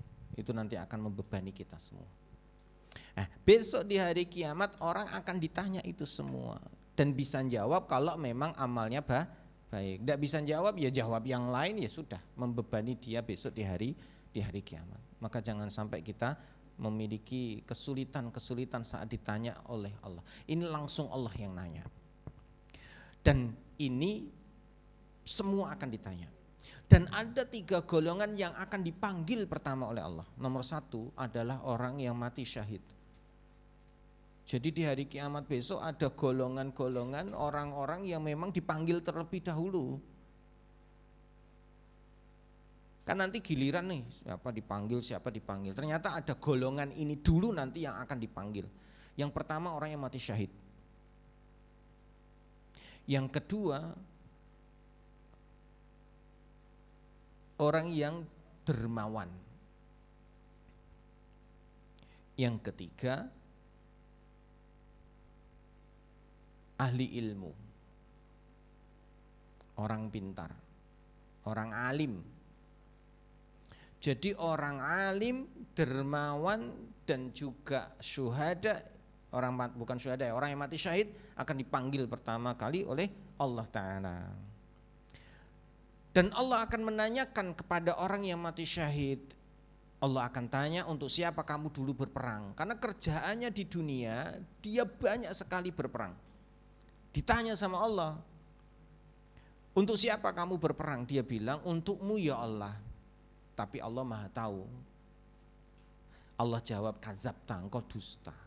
Karena dulu kamu perang bukan untukku, tapi untuk dirimu sendiri agar kamu dikenal sebagai seorang pemberani atau pahlawan. Biar kamu disebut sebagai seorang pemberani. Biar dikenang sebagai pahlawan. Dia punya niat dulu itu ben dikenal sebagai seorang yang pemberani. Biar namaku besok dikenang sebagai pahlawan. Nah, Allah tidak menerima amal orang ini. Langsung malaikat diminta, wahai malaikat, ambil dia, masukkan ke neraka. Dimasukkan ke neraka. Karena amalnya tidak ikhlas lillahi ta'ala. Tubuh orangnya suka perang loh, suka berjihad, suka berperang di jalan Allah, tapi ternyata belum tentu masuk surga. Yang kedua orang yang dermawan. Ditanya sama Allah, untuk siapa dulu kamu berderma? Untukmu ya Allah. Allah bilang kadzabta, berdusta. Karena kamu dulu suka berbagi, suka bersedekah, supaya kamu dianggap sebagai orang yang dermawan. Pingin pujian manusia, wonge kae sugih lho, lomo lho, dermawan lho. Nah, pingin pujian itu. Wong kene kampung ra ono sing kaya aku.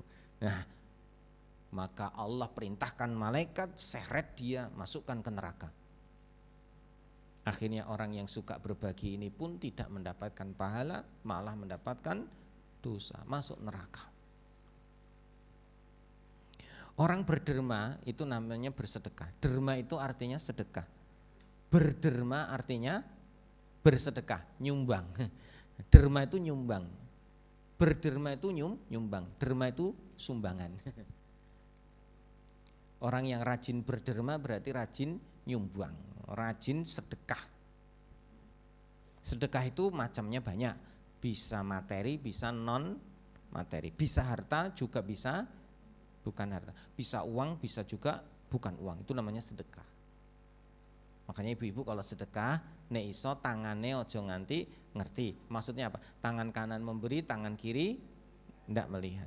Gampang nek sedekah disimpen wae, ojo ditampakkan, jangan diungkit-ungkit, ojo dicerita-ceritake. Kalau ditampakkan supaya orang lain melihat dan memuji, namanya riya. Kalau diceritakan supaya orang mendengar amal soleh dia, namanya sum'ah. Namanya apa? Sum'ah. Sum'ah itu menceritakan amal soleh. Riya menampakkan amal soleh. Tujuannya sama semua, ingin dapat pujian.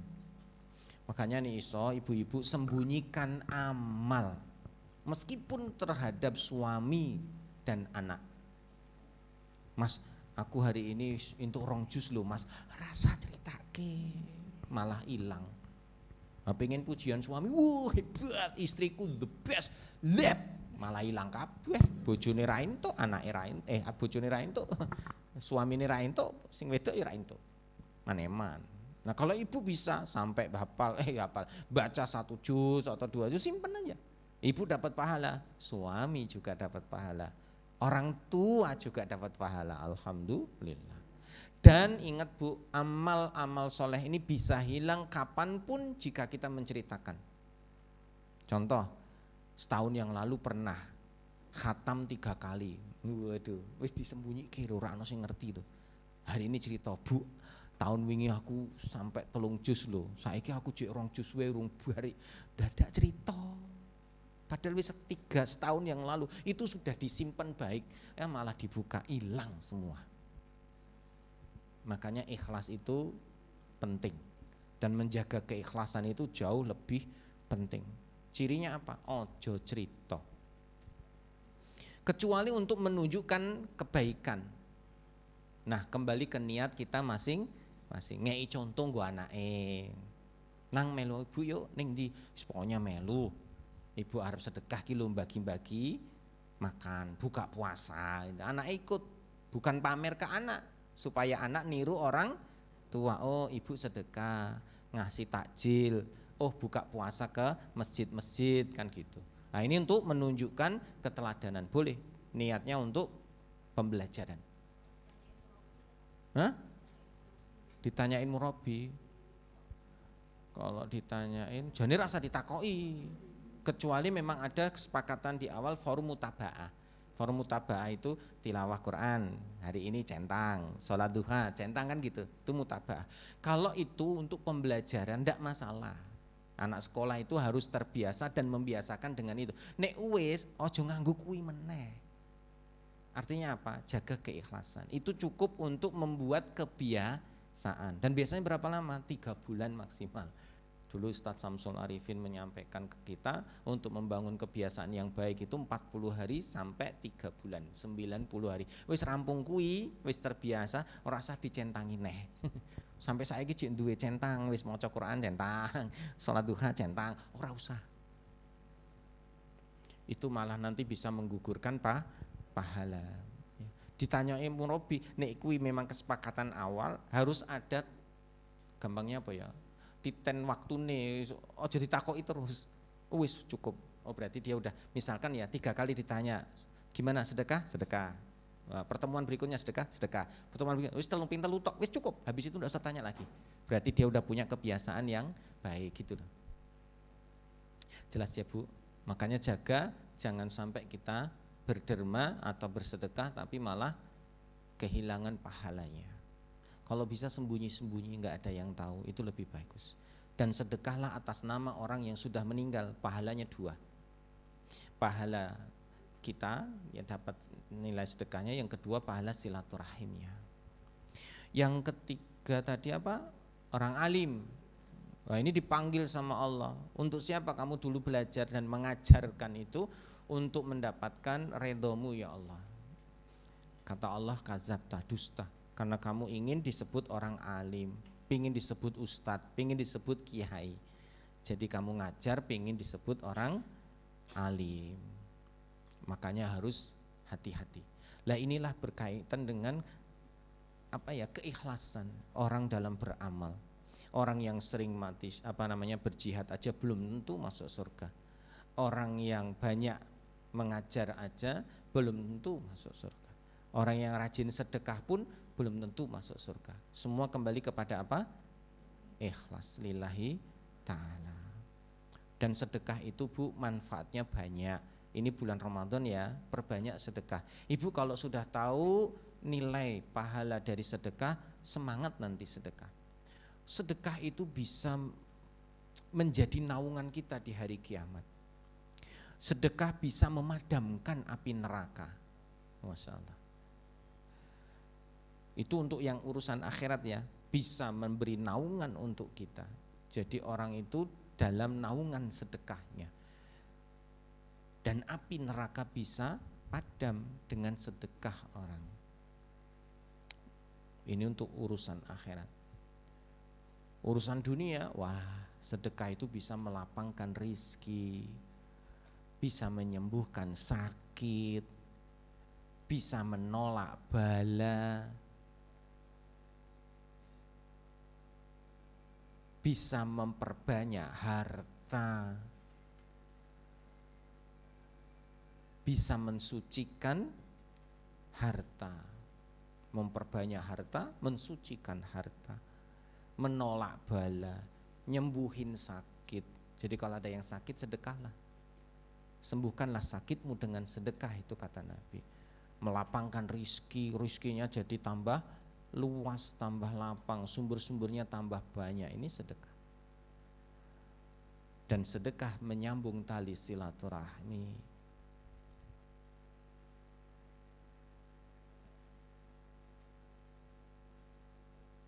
Sedekah paling mudah ya senyum. Kalau kenceleng lewat Bu, tuh kencelengnya lewat, itu namanya infak, bukan sedekah. Nek kencelenge lewat ra ono sing dilebokke, aku sedekah apa ya? Senyum aja. Mosok kencelenge disenyumi ta. Aku wis sedekah lho. Engko panitiane buka, lho kok senyum kabeh isine. Ra ono duwite. Maka disebut di situ bukan sedekah tapi infak. Namanya kotak infak. Di masjid tulisannya ya kotak infak, bukan kotak sedekah. Karena jelas yang dimasukkan uang. Nek harta yang disedekahkan itu namanya infak. Tapi kalau bukan uang, bukan harta, namanya sedekah. Ya bisa makanan, bisa tenaga, bisa nasihat, bahkan zikir-zikir kita ini termasuk sedekah. Subhanallah itu sedekah, alhamdulillah itu sedekah, dan seterusnya. Maka sedekah itu macamnya banyak. Sembunyikan saja. Nah kadang-kala kan manusia pamer nek sedekahi duit. Ya, siap.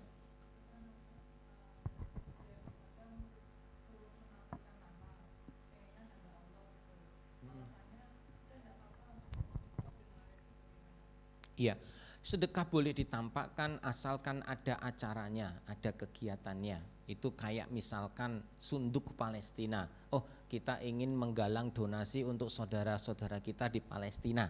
Ada namanya lelang sedekah. Nah, itu boleh. Untuk apa? Memotivasi yang lain untuk bersedekah. Tetapi untuk menjaga keikhlasan itu kembali ke hati masing-masing. Intinya di masjid iki butuh dana sekian untuk menyelesaikan pembangunan. Monggo para jamaah siapa yang mau sedekah. Nah ini kebetulan Pak Abdullah ini sudah bantu 10 juta. Monggo yang lain, Pak Amir kemarin 5 juta. Ada yang mau nambah lagi? Nah itu boleh. Untuk memotivasi yang lain. Nah yang disebut ini ya monggo hatinya dijaga. Kalau dia ujub, aku 10 juta dewe, lep rano sing liat, itu ujub, hilang malahan. Makanya hal-hal yang sifatnya hati ini sulit untuk kita kendalikan. Kadangkala ya ujub, kadangkala ya ria, kadang raison jaga mulut ya semua, bingung kan? Makanya yang terbaik sembunyikan. Nah sembunyikan ini tulisnya hamba Allah, ya tidak masalah, mau menyembunyikan. Syukur-syukur rasa kayak panitia, kayak lebokke kotak bar lingo tinggal. Sing susah itu kalau kita infak atau sedekah atau nyumbang ke acara-acara di kampung. Wah, kawinan nyumbang, sunatan nyumbang, lahiran nyumbang, mati nyumbang, kabeh nyumbang, ada amplopnya, mesti ono isine. Nah, kuwi ditulisi pora. Nek ora ditulisi ben ikhlas, nek ora ditulisi dititeni kayak rak nyumbang. Padahal nyumbang, tapi kan rak ditulis. Wong jenenge nyumbang kan kudune ikhlas ben ora ria. Lah engko malah nek nyumbang ditulisi ilang amale. Ning ora ditulisi engko dibatin. Sesuk ora gelem mangkat. Kowe diundang rak mangkat napa to?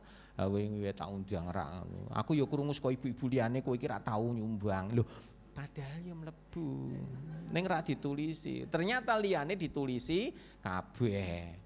Nah ditulisi bisa jadi kita khawatir engko ya dititeni. Kowe wingi nyumbang 50 to. Aku ngerti wono jenengmu. Maria 50, wah sesuk ya tak balik ke 50. Aduh, nah ini repot juga. Apalagi nek ditulisi kadangkala ya juga membuat hubungan jadi ndak kepenak. Ditulisi ya kita juga ndak kepenak, engko membebani. Contoh Pak Lurah nyumbang ngantenan, kira-kira piro? 100. Pak Lurah 100 sih. Wah, yo kalah karo Pak RT. Pak RT wis 100. Ya raketang mungkin ya 500 lah kudune lek lurah. Tapi kadang ya ndelok sing ngantenan sapa sih ya Bu ya. Oh, sing ngantenan warga kampungnya rakyat jelata. Iya sithik. Ternyata sing ngantenan Pak Camat. sing duwe mantu, duwe gawe Pak Camat. Ya mesti ditulisi tulisannya gede-gede, duitnya ya gede. Nah, ini kadang kan kita melihat status ya. Itulah repotnya. Ya saya juga menyadari. Wong saya Pak RW.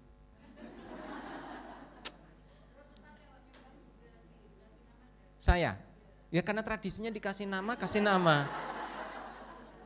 Karena apa? Nyumbang itu kadangkala beda, dia bukan sedekah. Maka kembali ke niat.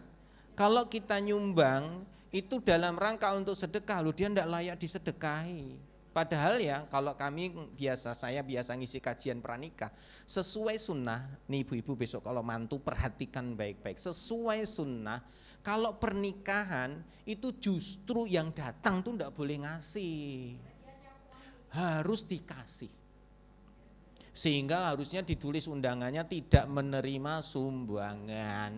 Kenapa? Sunnahnya yang punya gawe itu yang ngasih. Ngasih apa? Makan. Minimal kambing disembelih, diundang ikut makan. Sehingga mereka datang bukan membawa. Nah, kebeda dengan kematian.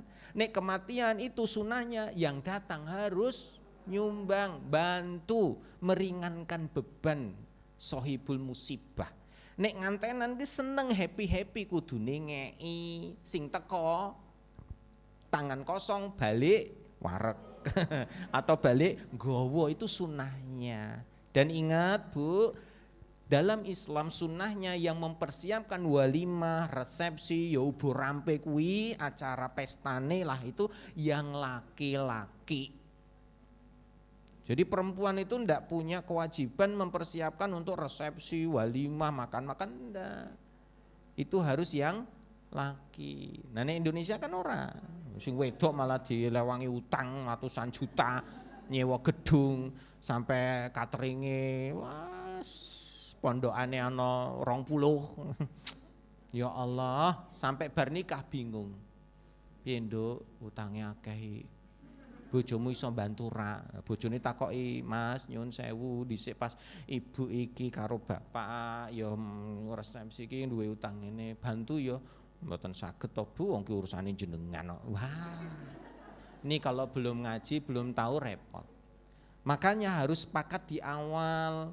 Nanti resepsinya seperti apa, tamu yang diundang berapa, tempatnya di mana, mau kelas mewah, sedang atau sederhana, itu penting dibahas di awal. Kalau bisa kita memberi bukan menerima, harusnya begitu, itu sunnah. Tapi yang sunnah gini kan jarang diberitahu dan jarang dikasih tahu, apalagi nggak lazim di Indonesia. Makanya kalau Bu nyumbang itu niatnya beda. Kalau saya nyumbang ngantenan itu niatnya apa? Ya ganti bantu DN nyiap ke trata, kuwi kan ya ono ragate, masak ngundang wae sah-sah ya ono ragate, aku bantu kuwi. Bukan nyumbang wong dia enggak layak disumbang, pomene sing duwe gawe profesor, dokter, wah wis sugih banget kok masuk disumbang, kan enggak masuk akal. Dan nyumbang anaknya, loh kan yang duwe gawe bukan anaknya. Makanya kita membantu untuk apa? Ya meringankan itu, karena dia juga harus sewa ini. Kalau bisa ada tulisan enggak nyumbang, alhamdulillah. Karena beberapa kan ada itu, tidak menerima sumbangan. Saya pernah beberapa kali mendapat undangan ada tulisannya tidak menerima sumbangan, ya, alhamdulillah. Yang dibutuhkan apa? Doa dari kita. Nah mereka memberi. Wah ketoknya abot Pak Ustadz, lah itulah. Karena sudah menjadi tradisi, nek nyumbang ya kudu ngono. Nah kami sunatan kemarin, anak saya kan cowok nih sunatan. Itu gak ngadain resepsi atau ngadain yang besar-besar, kan tradisi di kampung-kampung gitu. Itu sampai diwelehke. Loh Bu Farid, Mas Husni kapan sunat? Loh pun dangu Bu sunat. Loh aku kok ora diundang. Memang orang undang kok. Dinesoni Bu. Luang sunat kok orang undang-undang. Ya kemarin yang tahu hanya tetangga sekitar lah. Saya RW kan luas. Sekitar kan paling RT wae. Sing ngerti ya RT do teko. Padahal ora diundang. Neng ngerti gitu loh, getok tular. Mas Husni sunat. Akhirnya teko. Padahal orang undang. Lah mosok teko ora digawani. Akhirnya pesen roti Wonder, kirim sekian lebih meneh. Ora masak-masak kok. Ini kadang kan semua harus dibikin pesta gitu lah kan. Ya Allah, apalagi pesta sunat lebih gede dari pesta nikah. Ngeri meneh kan. Sampai 7 hari 7 malam. Waduh ngeri meneh. Padahal sunat tok lho. Wong bar sunat ya ora ono sing ngerti ora masalah. Nek walimah itu jelas Bu, ngantenan itu penting untuk ada walimah resepsi untuk memberitahu masyarakat iki wis nikah. Nek metu wong loro gandengan boncengan ora jadi fitnah, itu nikahan. Kematian datang karena memang untuk memberitahu dia sudah ndak ada, kalau ada masalah selesaikan begitu. Lah nek sunat ora ono sunatan di zaman Nabi terus pesta. Ora ono hanya di tempat kita. Lah saya kemarin sunatan gak ngundang-undang, yo diseneni yo. Ora diseneni lah bahasane diwelehke. Lho kok mboten ngandani nek wis sunat wis padahal wis 3 tahun kepengker. Wah ya Allah memang hidup di masyarakat Jawa kan memang banyak sih. Hamil ki lho 4 bancaan, 7 bancaan, lahir bancaan, puputan bancaan. Engko rada gedhe sithik apa kuwi nglampah ngidak lemah bancaan. Aduh. Kakean bancaan. Meninggal pun juga bancaane yo akeh. Ana 7, ana 40, ana. Lah iku wis memang waduh Indonesia penuh dengan bancaan. Tradisi. Nah ini padahal kalau di dalam sunnah enggak gitu-gitu semua gitu loh. Memang kita ini tinggal di Jawa yang penuh dengan tradisi. Kalau itu masih baik, tidak ada pelanggaran syariat ya boleh-boleh saja. Tidak memberatkan ya silahkan. Tapi jangan menjadi kewajiban. Harus gitu ya enggak gitu. Nah inilah Ibu. Ya maka kita benar-benar harus berusaha menjaga keikhlasan. Oke, sudah 10:30. Ada pertanyaan? Monggo Bu.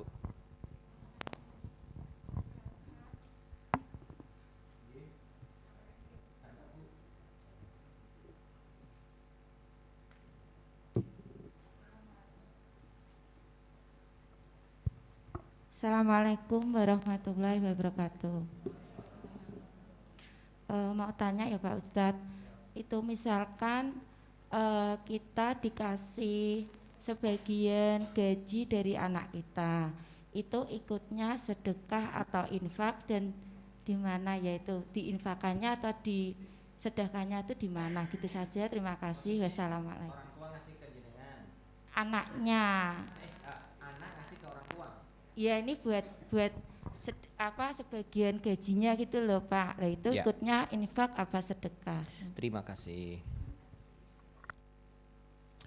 Sekarang sedekah terbaik kepada siapa? Prioritas pertama, sedekah itu yang terbaik kepada orang tua. Yang kedua, istri atau suami. Yang ketiga, anak. Yang keempat, kerabat. Yang kelima, tetangga dekat. Yang keenam, teman sahabat. Yang ketujuh, lain-lain. Maka nomor 1 siapa? Orang tua. Dengan catatan syarat ketentuan berlaku. Apabila istri dan anak ini tercukupi dan orang tua memang membutuhkan, maka prioritas orang tua. Tapi jika orang tuanya sugih, ning bojone anake jek kurang, anak dan istri itu nomor 1. Jangan sampai kita memberi ke orang tua yang sudah yang masih mapan, masih sehat, masih gampang kabeh, istri anak kaliren, itu enggak boleh. Prioritas pertama adalah keluarga. Keluarga itu siapa? Ya pasangan kita, anak kita. Nek kuwi wis cukup baru orang tua. Orang tua ternyata masih punya cukup, ya enggak masalah. Sing penting keluarga, anak, istri tercukupi, baru orang tua. Nah, untuk orang tua ini Bu, ada yang memang itu dianggap sedekah. Meskipun itu sebetulnya bukan bernama sedekah kayak kita sedekah ke orang.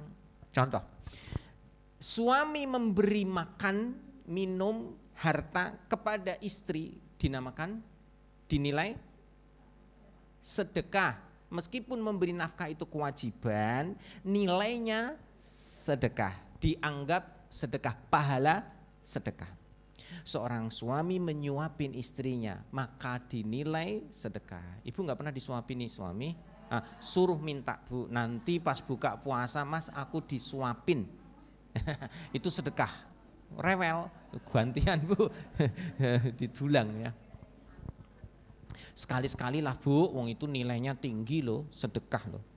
Nah, ke orang tua, pemberian ke orang tua dinilai sedekah. Paham ya Bu? Jadi bukan misalkan nyun sewu, saya suami nih, pulang ke rumah, nih mah sedekah saya. Ya kan nggak mungkin toh.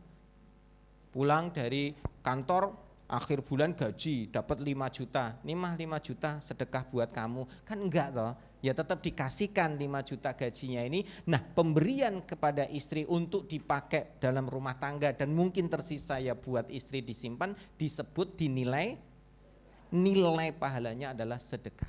Sama ke orang tua, kita ngasih ke orang tua, jangan ngomong mah ini sedekah dariku, mah ya enggak, mah ini untuk buat mama, untuk keperluan mama, ini buat papa, untuk keperluan papa. Nah, pemberian ke orang tua ini bernilai sedekah. Jelas ya Bu? Maka kalau kita memberi, wis ora usah hitung-hitungan. Loh ibu ini tak kei njaluk meneh. Loh, sebetulnya kalau seorang laki-laki dan kita harta ya milik orang tua, hasil usaha mereka. Dan perlu diketahui jangan sampai pilih kasih, orang tuanya dikasihi, mertuanya dipilih-pilih. Artinya apa? Mertua rak dikei, wong tuane sing dikei terus. Enggak boleh. Ya dua-duanya harus diperhatikan. Mereka juga semua orang tua. Ini kadang hari ini masih banyak mertuanya enggak dikasih. Kalau enggak ya sing wedok ngei dhewe, sing lanang ngei dhewe. Enggak boleh.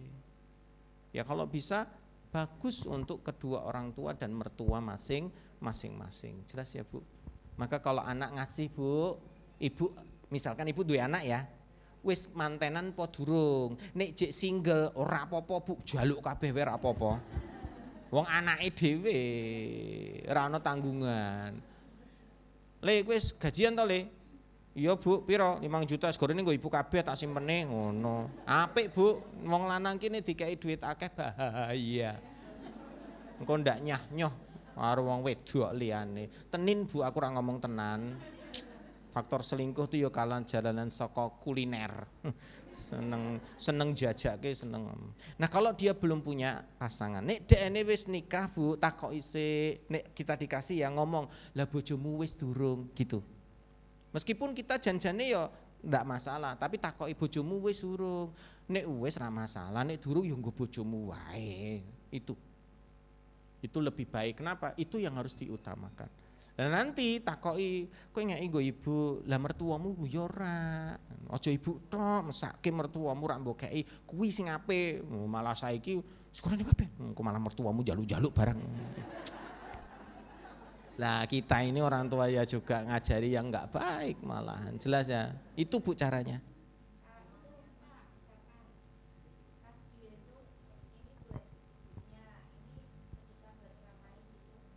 Ya boleh, bebas.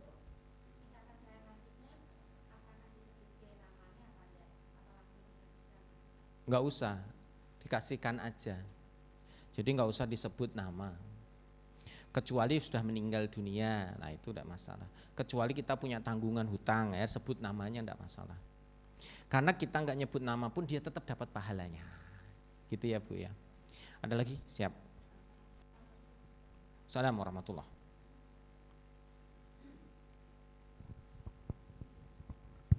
Assalamualaikum Ustadz. Ini begini, kalau kita kan sudah dikasih istilahnya gaji sama suami, Ya. Terus kalau kita membelanjakan, apakah harus semua atas izin suami, walaupun itu untuk membelanjakan, walaupun itu untuk sedekah atau gimana? Apakah harus atas izin suami atau enggak? Itu gimana Ustadz? Ya, terima kasih. Assalamualaikum.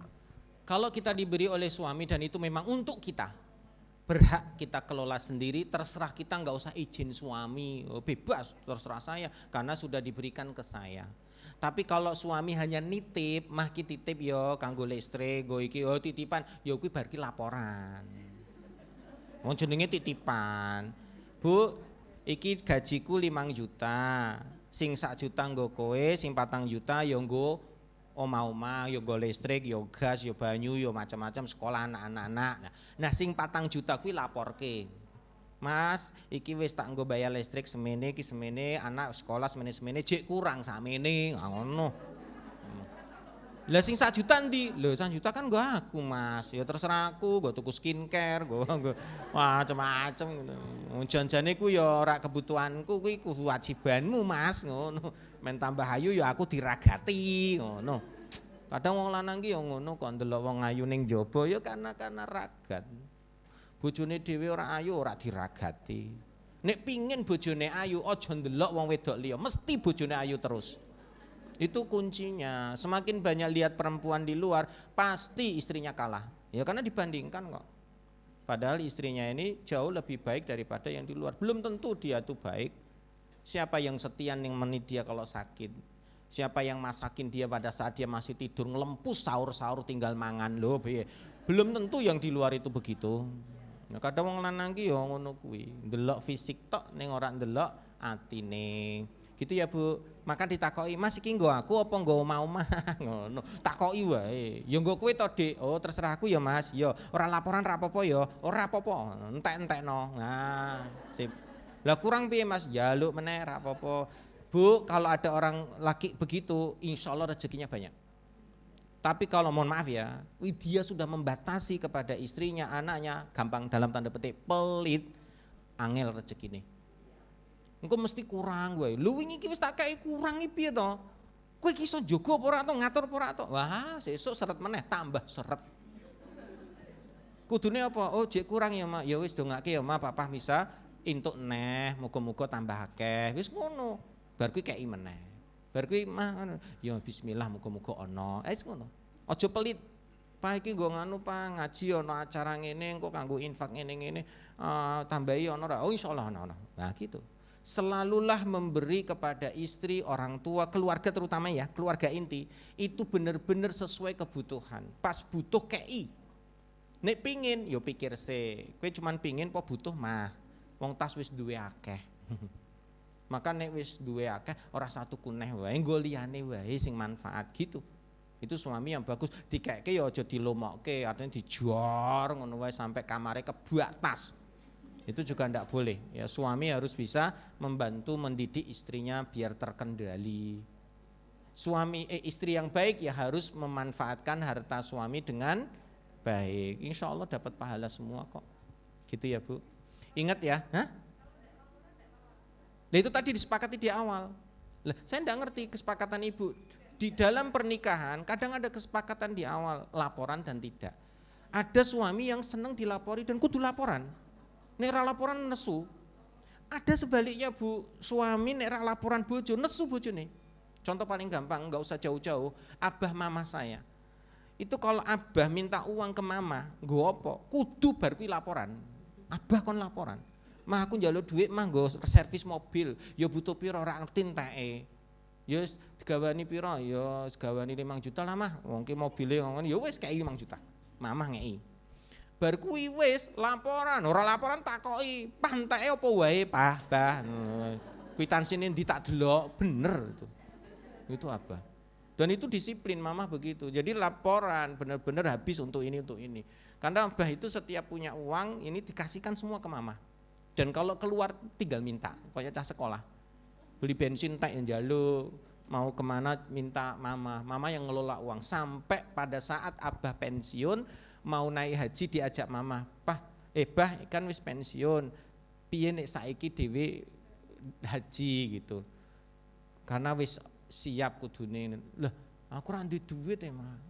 Duitku pensiun entuke cuma semene, kurang. Ya wis engko tak tambahi saka mama. Ternyata mama pinter mengelola uang dari abah. Ditabung dan abah tidak pernah tahu rekening yang dipunyai mama. Jadi mama punya banyak rekening itu enggak ada yang tahu. Abah enggak ada yang tahu. Tiba-tiba aja pas butuh, pas ono. Nah itu istri yang mampu mengelola uang dengan baik. Abah juga dikasihkan semua. Sehingga kalau mau sedekah pun yang minta mama, aku njaluk mah ki ono sing butuh takai ini masjid ya njaluk mama. Laporan. Nah, kesepakatan di awal ya. Karena tiap keluarga beda-beda. Ono sing butuh laporan, ono sing ora. Ora masalah, ora jadi gawe ya ora masalah. Kayak saya sama istri enggak perlu laporan, istri ya laporan. Istri pun laporan ya santai aja. Bi tadi Abi ke Bi ke Java Mall tadi beli ini beli ya wis. Kurang enggak Bi ya wis. Kurang yang tak tambahi. Kadang kalau mau pergi tak kasih minta uang berapa? Enggak Bi. Loh enggak masih ada uang ada. Kurang bilang aja engko tak transfer wis ngono wae enak. Kurang ra ono ya wis ngomong ra ono. Tadi malam beli kacang hijau aku ora nggo duit. Can aku ora nggo duit beli kacang hijau ora. Ya wis beli toh aku bawa gitu. Pokoknya gitu aja lah, dibikin happy.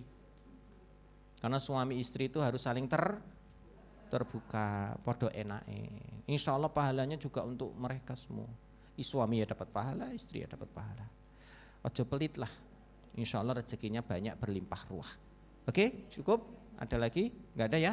Karena sudah jam 11 kurang seperempat. Oh ibu mau lagi? Enggak tahu nih tanya panitia, boleh? Ya wis terakhir mumpung Ramadan. Assalamualaikum Ustadz. Bagaimana sebaiknya ketika kita berkunjung ke rumah orang tua, kita membawakan sesuatu tetapi orang tua menolak? Ya.